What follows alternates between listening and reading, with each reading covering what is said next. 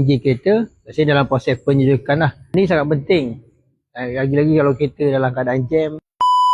Dalam sejahtera semua. So ini saya nak kongsikan kepada anda satu komponen yang penting di dalam enjin kereta, biasanya dalam proses penyelidikan lah. Ini sangat penting. Lagi-lagi kalau kereta dalam keadaan jam, dalam keadaan jauh, dan sangat penting. Jom kita tengok. Okey, inilah barang yang saya beritahu tadi. Ini adalah radiator ataupun tangki air lah, tangki coolant. Yang mana benda ni kita perlu jaga. Kalau benda ni bocor dan menyebabkan enjin boleh jadi overheat.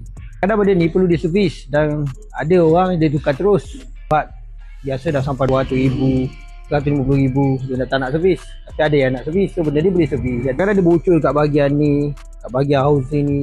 Tengok kat sini kan, ni dia colour dah macam ni, maksudnya lama dan ada kemungkinan boleh reput. Selalunya berlaku banyak juga dekat kereta-kereta Toyota Pro 2 kan, bocor kat sini. Jadi tip penjagaan dia, kena sentiasa pakai coolant lah. Coolant ni biasanya kena sentiasa flushing. Tengok keadaan coolant, jenis coolant biasa ada yang 20,000 sekali, 30,000 sekali nak kena flushing.